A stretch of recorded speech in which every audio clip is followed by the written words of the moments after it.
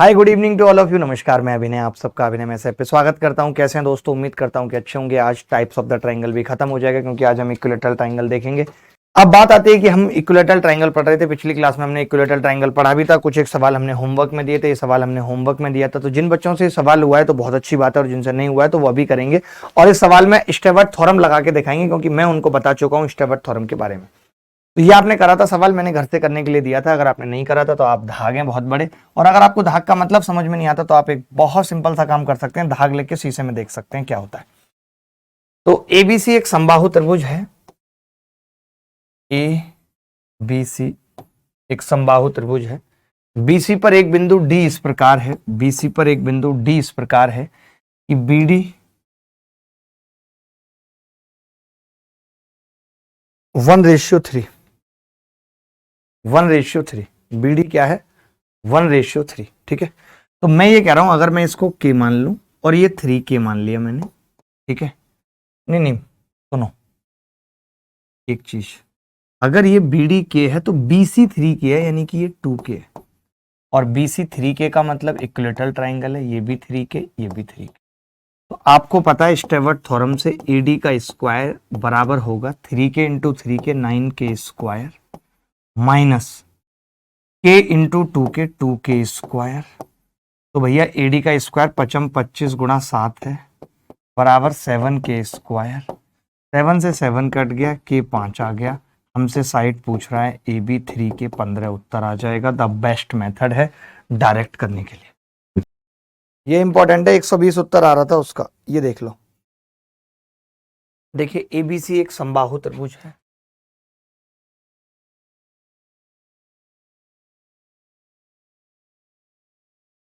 ABC एक समबाहु त्रिभुज है। AB और AC पर क्रमशः बिंदु D और E इस प्रकार स्थित हैं।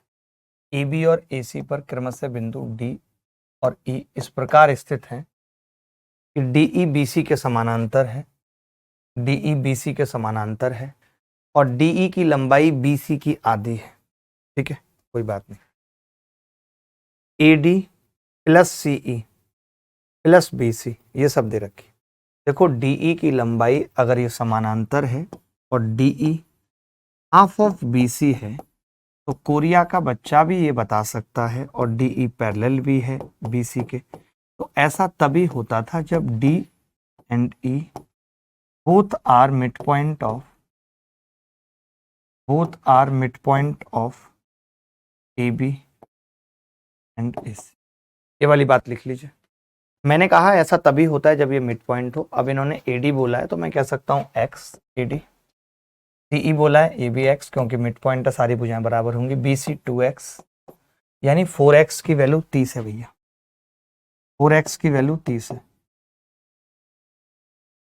4X की वैल्यू 30 है। BC ED का परिमाप पूछ रहा है, ये भी X होगी, आधी है, ये भी X होगी। तो इसका परिमाप कितना है? 3X 2X 5X। अब 4X की वैल्यू इतनी है तो X कितना आ गया दोस्त? 7.5। और 5X कितना आ जाएगा? 37.5। क्या ये सवाल मुश्किल है? मैं पूछ रहा हूं, क्या ये सवाल मुश्किल है? कोई ऐसा बच्चा था जिसको समझ में ना आया हो? आगे बढ़ते हैं।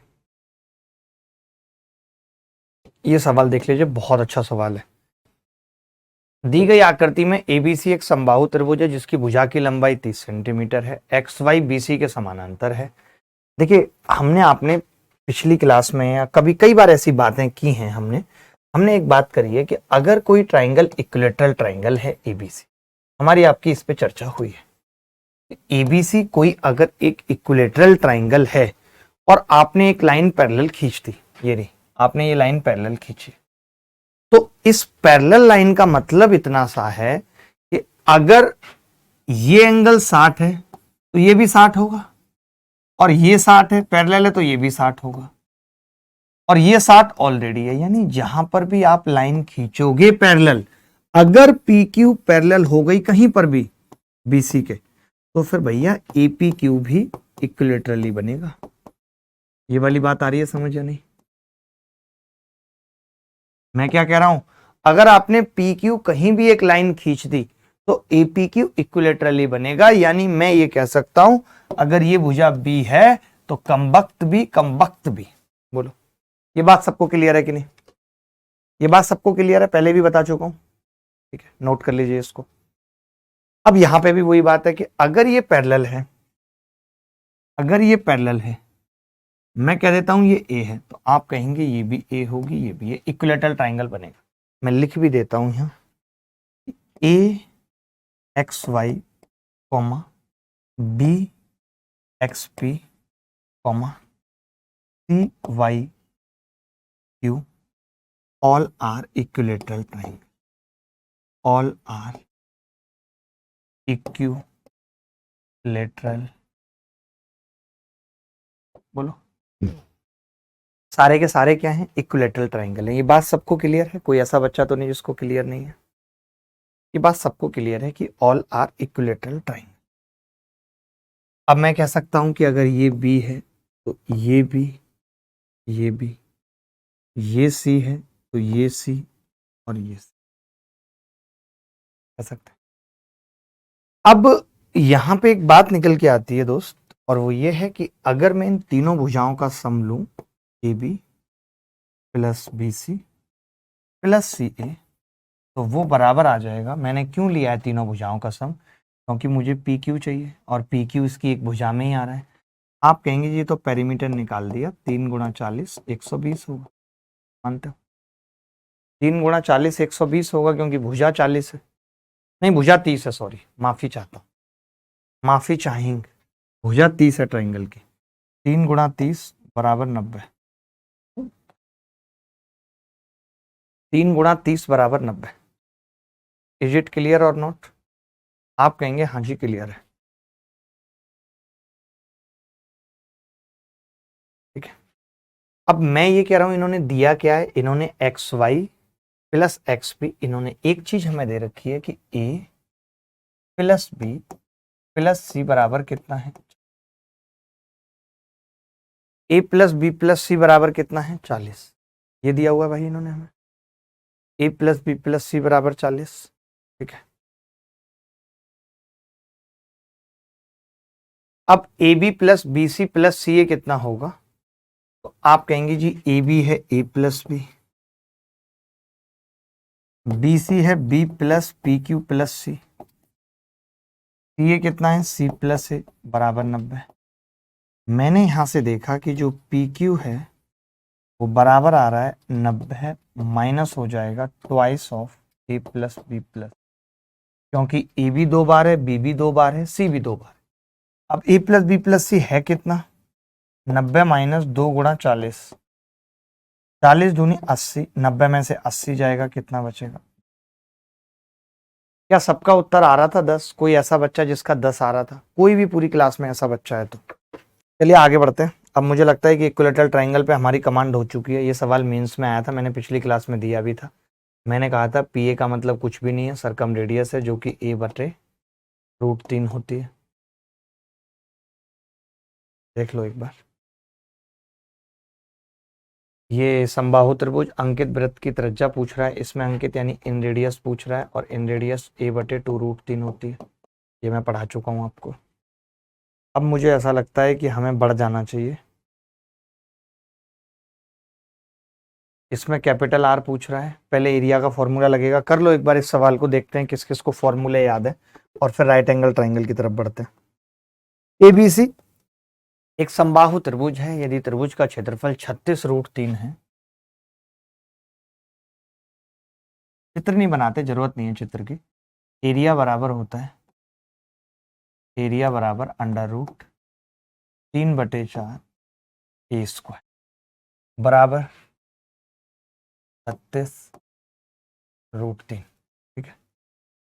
36√3, √3 से √3 कट गया, ए स्क्वायर बराबर 144, ए बराबर 12।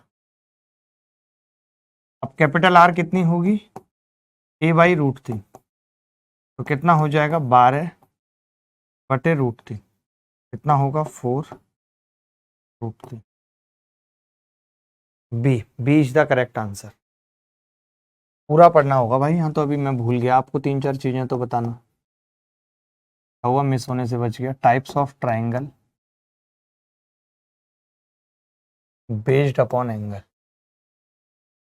Based upon angle. ठीक है, types of triangle based upon angle, angle के आधार पे कोणों का डिवीजन क्या होता है, इस पे बात होगी दोस्त। तो कैसे होगी इस पे बात? Number 1, acute angle triangle. Acute angle triangle, जहां प्रूफ की जरूरत होगी वहां मैं बताऊंगा, और जहां ना बताऊं और आपको जरूरत लगे तो बता देना। इसको कहते हैं न्यून कोण त्रिभुज।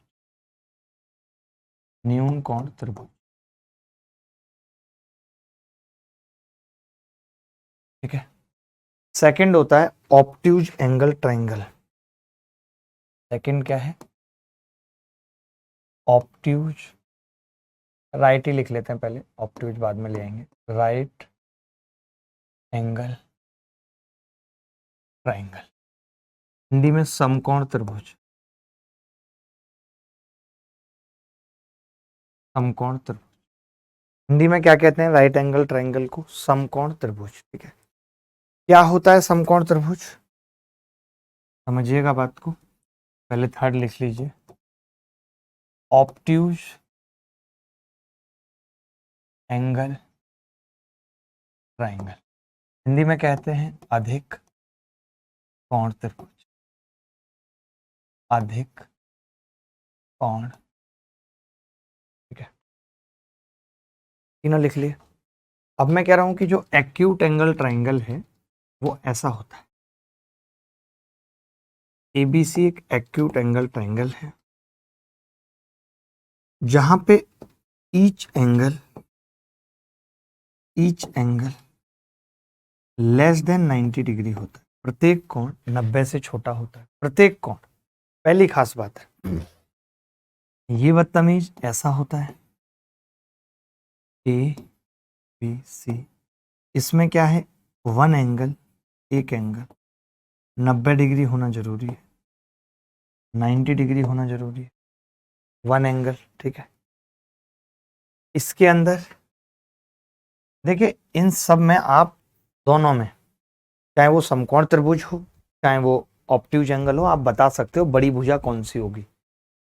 बट इसमें बड़ी भुजा या छोटी भुजा बता पाना संभव नहीं है एक्यूट में। ये मैं क्यों बता रहा हूं अभी पता चलेगा। एबीसी ट्राइंगल है, इसमें क्या होता है कि one angle greater than 90 degree होता है। ये मेजर डिफरेंस है तीनों में, कि पहले वाले में सभी कोण 90 से छोटे हैं, दूसरे वाले में एक कोण 90 है, और तीसरे वाले में एक कोण 90 से बड़ा है। अब देखिए यहाँ पे एक बड़ी बात क्या है कि बड़ी भुजा का स्क्वायर यहाँ पे लिखना है आपको, जो सबसे इंपॉर्टेंट बात है। बड़ी भुजा का स्क्वायर छोटा होता है 41 के स्क्वायर से, 42 के स्क्वायर। आप कहो तो मैं सी को छोटी मान लेता हूं, मैंने इसको सी को छोटा मान लिया, और जब मैंने इसको छोटा मान लिया, ये ए ये बी, तो मैं कह सकता हूं कि सी स्क्वायर छोटा होता है ए स्क्वायर प्लस बी स्क्वायर से। सी स्क्वायर छोटा होता है ए स्क्वायर प्लस बी स्क्वायर से। ठीक है, बोलो बात क्लियर है कि नहीं? इसमें क्या होता है, ये भुजा सी है बड़ी, ए और बी, इसमें बड़ी भुजा का स्क्वायर दो छोटी भुजा के स्क्वायर के सम के बराबर होता है। सी स्क्वायर बराबर a square plus b square होता है। ठीक है, क्लियर है बात? यहां क्या होगा, सी स्क्वायर बड़ा होगा ए स्क्वायर प्लस बी स्क्वायर। सी स्क्वायर बड़ा है ए स्क्वायर प्लस बी स्क्वायर से, सी ए और बी। तो यहाँ पे आप चाहो तो ये भी लिख सकते हो कि बड़ी भुजा का स्क्वायर दो छोटी भुजा के स्क्वायर के सम से बड़ा होता है। इतनी सी बात लिख लो अभी, फिर इन्हें अलग अलग पढ़ेंगे, ज्यादा मजा आएगा। अभी सिर्फ इतनी सी बात लिख दो, इसके बाद एक एक पॉइंट और भी लिखना है। ऐसे लिख लेना वो पॉइंट, आप अपने आप बना लेना, मैं बना देता हूं यहाँ पे। Orthocentre O, circumcentre C dash, incentre I, और सेंट्रॉइड जी, सभी अंदर हैं त्रिभुज के। आप देख रहे हो ऑल फोर सेंटर अंदर है। यहाँ पे क्या होता है, सरकम सेंटर यहाँ होता है, C dash circumcentre, orthocentre यहां होता है O, बाकी I और G अंदर होते हैं। ये वाली बात लिखनी है आपको अपने हिसाब से, ठीक है, कि इन सेंटर और सेंट्रोइड अंदर। मैं एक बात बता देता हूँ, इन सेंटर और सेंट्रोइड हमेशा अंदर होते हैं। क्यों? क्योंकि ये एंगल बाइसेक्टर और मीडियन पे होते हैं, और मीडियन अंदर ही होगी, एंगल बाइसेक्टर अंदर ही होगा। इसकी बात करूं तो सरकम सेंटर यहां होता है C डैश, ऑर्थो सेंटर यहां होता है बाहर, और I और G अंदर होते हैं। ये वाली बात लिख लो, I और G अंदर होते हैं, ये वाली बात लिख लो, ठीक है। चलो एक दो सवाल करने हैं आपको इसी कंसेप्ट पे। पहला सवाल बताना है क्या उत्तर हो। सवाल कह रहा है the sides of a triangle are in the ratio 3 4 6, the triangle is, triangle क्या होगा ये बताना है। देखिए अब जैसे मुझे पता चला कि ये भुजाएं जो हैं, साइड्स जो है 3 4 6 के अनुपात में है, 3 4 6 ही मान लिया, या 3 4 6 ही मान लो, बड़ी भुजा यही रहेगी हमेशा। इसका स्क्वायर कितना आ रहा है 36, इसका स्क्वायर 16, इसका स्क्वायर 9। तो आप ये देख रहे हो कि जो 36 है वो बेटा बड़ा है बाकी दो के स्क्वायर के सम से। ऐसा कब होता था? जब ट्राइंगल ऑब्ट्यूज होता। बोलो मजा आया कि नहीं? एक ये सवाल देख लो, ऐसे दो कर लेंगे, जल्दी से देख लो। ये करा एक अधिक कोण त्रिभुज की भुजाओं की लंबाई 8 15 और x है, यदि x एक पूर्णांक है तो कितने त्रिभुज संभव है? देखिए दो बातें हो सकती, हमेशा दो बातें होती हैं, दो बातें होती हैं, सनम तेरे इनकार, या तो दुनिया से डरती है या प्यार किसी और से करती। वो बोली मैं किसी और से करती हूँ, डरती तो मैं किसी के बाप से भी। वाह वाह वाह, या वाह वाह। देखो अब यहाँ पे दो बातें कौन कौन सी हैं कि या तो x बड़ी है, दो बातें, या तो x बड़ी है, या फिर 8 तो बड़ी हो नहीं सकती है, 15 बड़ी है।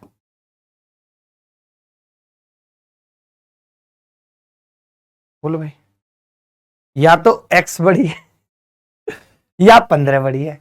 अब अगर x बड़ी है तो मैं ये कह सकता हूं कि x स्क्वायर बड़ा होना चाहिए 15 का स्क्वायर प्लस 8 का, यानी x स्क्वायर बड़ा होगा 17 का स्क्वायर हो जाएगा, x बड़ा होगा 17 से। एक तो ये बात पता चल गई कि x 17 से, पहली बात पता चल गई। बोलो, पहली बात तो ये हो गई दोस्त। लाइन खींच लेते हैं बीच में, उसके हमारे बीच में अब लाइन खींच जाएगी, ये लो। दूसरा पॉइंट, ठीक है, दूसरा पॉइंट क्या है कि 15 बड़ी है, ये तो x बड़ी थी, तो 15 का स्क्वायर बड़ा होगा 8 का स्क्वायर प्लस x स्क्वायर। तो 15 में से 8 गया भैया, कितना बचेगा? 15 में से 8 गया, 15 का स्क्वायर 225 माइनस 64 कोपचे में घटा लेंगे। 22 में से 6 गए 16, 161। 161 बड़ा होगा x स्क्वायर से, x अंडर रूट लेंगे तो कितना होगा? 13 का स्क्वायर 169, 12 का स्क्वायर, ये 12 पॉइंट समथिंग आ जाएगा, 12 पॉइंट समथिंग बड़ा होगा x से, यानी x छोटा होगा इससे। तो देखिए यहाँ पे एक बात पता चल गई कि 12 पॉइंट समथिंग बड़ा है x से, बड़ा है सब।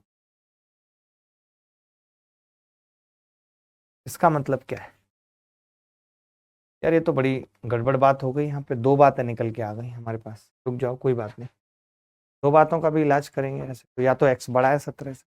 अच्छा, आपने एक चीज और पढ़ी होगी, एक नोट और यहाँ पे मैं लिख रहा हूँ, एक नोट आपने पढ़ा होगा कि एक भुजा बाकी दो भुजाओं के जोड़ और अंतर के बीच में होती है। ये हमने पढ़ा था या नहीं पढ़ा था, पहले पूछ रहा हूँ। तो मैं यहाँ पे एक चीज बताना चाह रहा था, वो चीज क्या थी कि x बड़ा है 17 से, लेकिन हमें ये भी पता है कि x छोटा होगा 15 प्लस 8, यानी x 23 से छोटा हो, दो भुजाओं के जोड़ से छोटा होता है। देखिए इसमें जो बनते हैं ना ट्राइंगल, इस कंडीशन में वो तीनों बनते हैं, एक्यूट भी, ऑब्ट्यूज भी और राइट एंगल भी। लेकिन हमें राइट एंगल के लिए कंडीशन पता है कि 17 से बड़ा होना चाहिए और 23 से छोटा। तो यहाँ कितनी वैल्यू पॉसिबल है x की? तो आप कहेंगे 18, 19, 20, 21। यहाँ पे जो ट्राइंगल बनेंगे वो 5 बनेंगे, 5। ठीक है भाई। अब इधर आ जाते हैं, ये बड़ा है, यानी यहाँ पे अगर ये बड़ा है तो x ये कह सकते हैं छोटा है 12 प्लस से, और हमें ये भी पता है 2 के अंतर से बड़ा होना चाहिए, यानी 15 माइनस 8 से बड़ा होना चाहिए। हम पता है 15 माइनस 8 का मतलब 7 से बड़ा होना चाहिए, 12 प्लस से छोटा।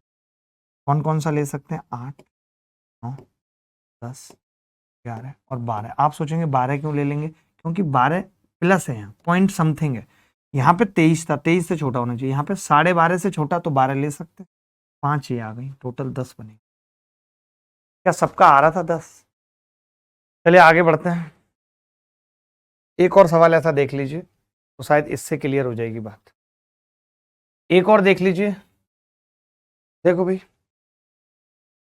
एक अधिक कोण त्रिभुज में अधिक कोण के विपरीत भुजा की लंबाई x है। देखिए यहाँ पे क्लियर कर दिया, यहाँ पे क्लियर कर दिया कि x सबसे बड़ी है। पिछले सवाल में क्लियर नहीं था, यहाँ पे एकदम क्लियर कर दिया कि x सबसे बड़ी है। बोलो कर दिया कि नहीं?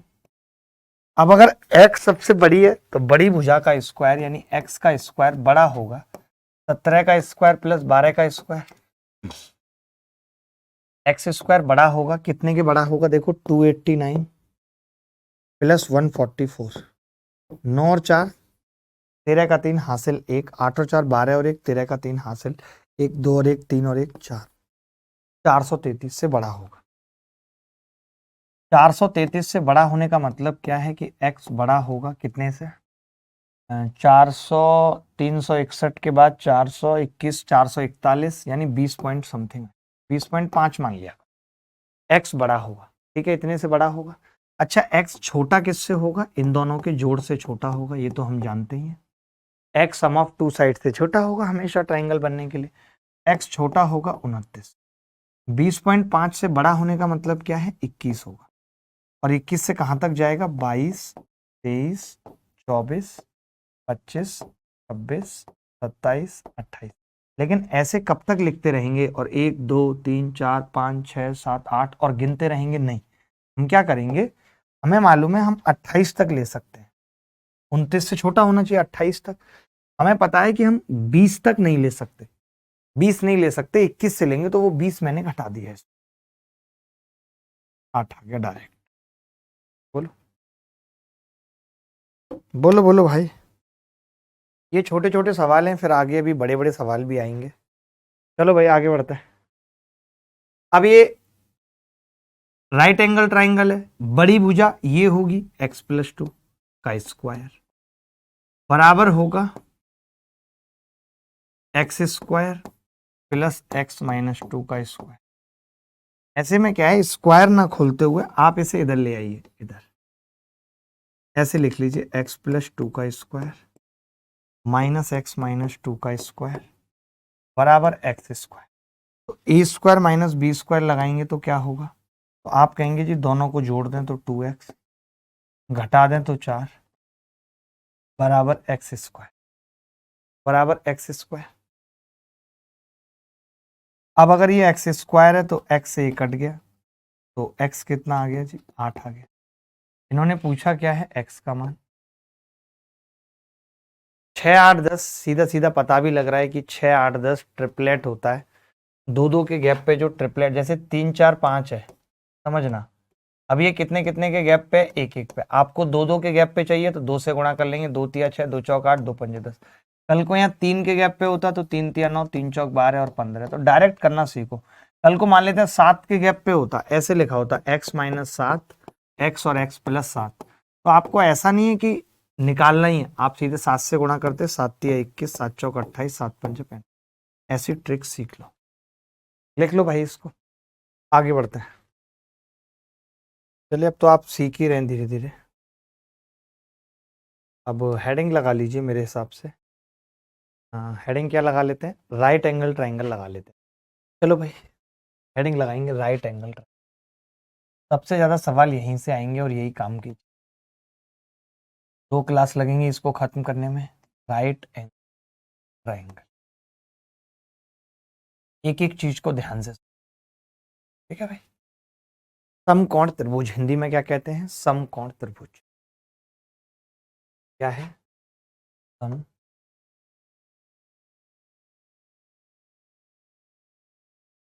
त्रिभुज। समकोण त्रिभुज, ठीक है। देखो भाई, राइट एंगल ट्रायंगल बना लिया, ये सी, ये ए, ये बी। सी के सामने की भुजा सी, ए के सामने की भुजा बी के सामने।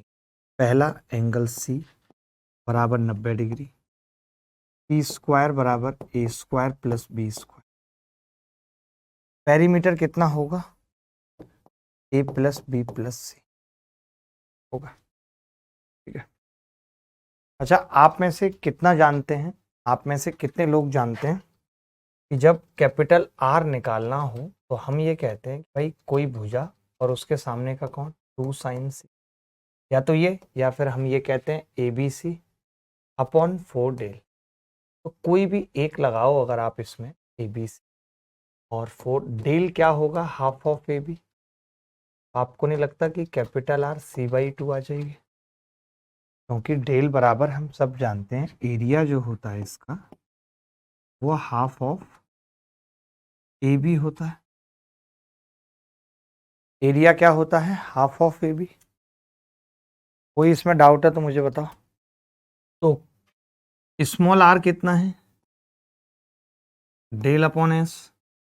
डेल कितना होगा, half of A B. S कितना होता है, ए प्लस बी प्लस C/2। तो हम यहां से कह सकते हैं कि जी ये आ गया a b upon a plus B plus c, क्या आ जाएगा। स्मॉल आर की बात की है मैंने, स्मॉल आर की बात की। अब अगर मैं इसको थोड़ा सॉल्व करना चाहूं तो क्या रेशनलाइज कर सकता हूं। आप कहेंगे हाँ जी, रेशनलाइज तो कहीं भी कभी भी कर सकते हैं।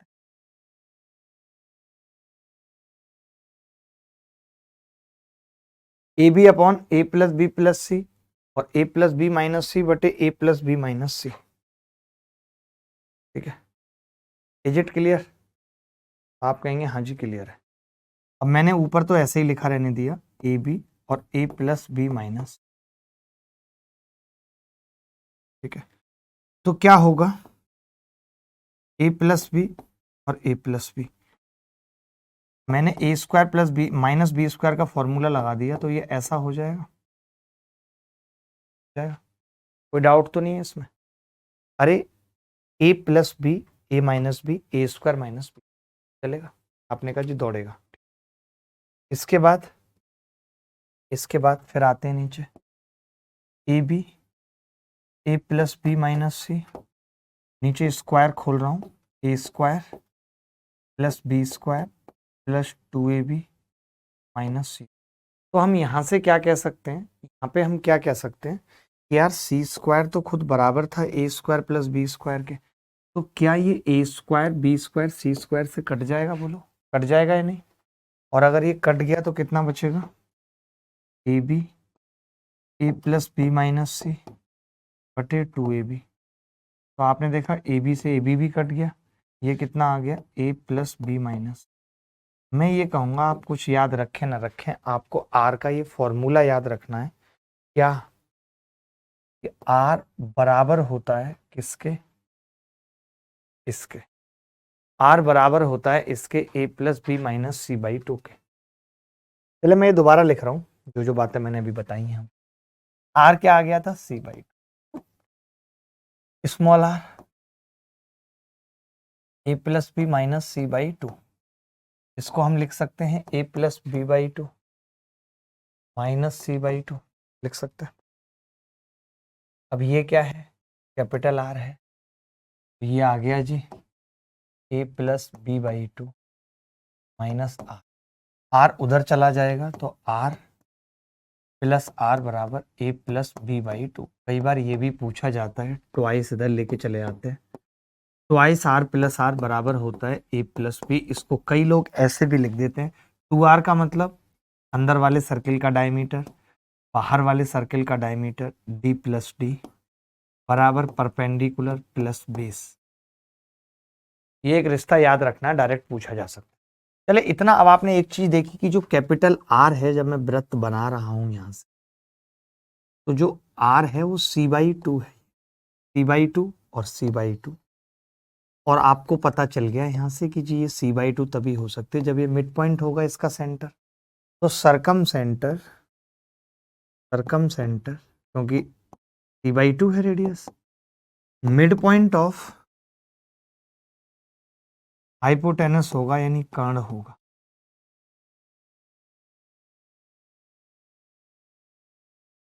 मिड पॉइंट ऑफ कर्ण होगा। सरकम सेंटर क्या है? मिड पॉइंट ऑफ कर्ण होगा। ठीक है जी, सरकम सेंटर क्या है? मिड पॉइंट ऑफ कर्ण। बात क्लियर है कि नहीं? मिड पॉइंट ऑफ कर्ण, अगर ये मिड पॉइंट ऑफ कर्ण है तो आपको एक बात पता भी होगी कि सरकम सेंटर की जो डेफिनेशन मैंने लिखाई थी वो लिखाई थी इक्यू डिस्टेंट। क्या लिखाई थी? इक्यू डिस्टेंट टू ऑल वर्टिसेस लिखाई थी। सरकम सेंटर एक ऐसा बिंदु होता है जिसके सभी वर्टेक्स से दूरी बराबर होती है। तो इसकी इस वर्टेक्स से आर है, इसकी इस वर्टेक्स से आर है, तो इसकी इस वर्टेक्स से भी आर होगी। और आपको पता है कि अगर ये मिड पॉइंट है, मैं ओ मान लेता हूं इसको, कि अगर ये मिड पॉइंट है तो सीओ मीडियन होगी, सीओ मीडियन होगी और बराबर आर होगी। तो बता देता हूं कि ये सबसे शॉर्टेस्ट मीडियन होती है, शॉर्टेस्ट मीडियन। और ये बात अलग से लिख लो कि राइट एंगल ट्राइंगल में शॉर्टेस्ट मीडियन सरकम रेडियस के बराबर होती है। यहां तक कोई डाउट है तो बताओ। मैंने पहले आर निकाली, आर पता चला c/2 है, इसका मतलब अगर ये c/2 है तो ये मिड पॉइंट हो गया इसका सरकम सेंटर, यानी सर्किल का सेंटर। अब हमें पता है कि सरकम सेंटर की सभी वर्टेक्स से दूरी बराबर होती है, तो ये आर, तो ये आर, तो ये भी आर। ये मिड पॉइंट है तो ये मीडियन हो गई, इसका मतलब मीडियन भी आर हो गई। यही मैंने लिखा है शॉर्टेस्ट मीडियन। कोई डाउट है तो बता दो। हम यहाँ पे कहते हैं डेल बराबर आर इंटू एस था, तो मैं ऐसा लिख सकता हूँ कि आर ब्रैकेट में ए प्लस बी प्लस c/2।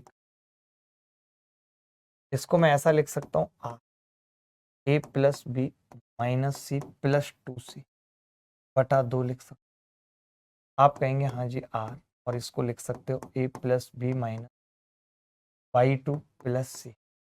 अब आपको तो पता है कि ये आर है और ये भी आर है और आर प्लस सी है, सी को तो 2r लिख सकते हो। ये एक फॉर्मूला होता है एरिया ये एक फॉर्मूला होता है एरिया निकालने का।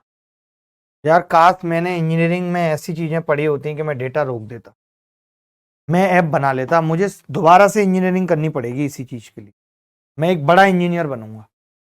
आर बराबर a plus B minus c/2 plus c, r बराबर आर प्लस 2r। ठीक है, अब मैंने एक और चीज की, एक तो ये फॉर्मूला निकाल दिया, अब एक और निकाल रहा हूं। आर का मतलब होता है ए plus B minus c/2 into s. इसका मतलब a plus B plus c minus 2c बटे 2 टू एस। ठीक है, तो a plus B plus c/2 s हो गया माइनस सी इंटू एस। एक तो ये फॉर्मूला हो गया, इसको मैं ऐसा भी लिख सकता हूँ एस माइनस 2r भी लिख सकता हूँ। इसको मैं s into S minus 2m भी लिख सकता हूँ। m बेसिकली मैं शॉर्टेस्ट मीडियन को बोल रहा हूँ। ये कॉन्सेप्ट समझ पाए कि नहीं? पहले बताओ, ये कॉन्सेप्ट समझ पाए या नहीं? यहां तक बताओ पहले, ये वाली बात लिखी या नहीं? इसमें दो दो बातें जो इंपॉर्टेंट हैं याद रखने वाली। एक तो ये है are, are plus 2r formula होता है एरिया का राइट एंगल ट्राइंगल में। एक ये दोनों भी इंपॉर्टेंट है तीन के साथ। अभी के लिए इतना ही, तक विदा लेता हूँ। ख्याल रखना, खुश रहना, धन्यवाद।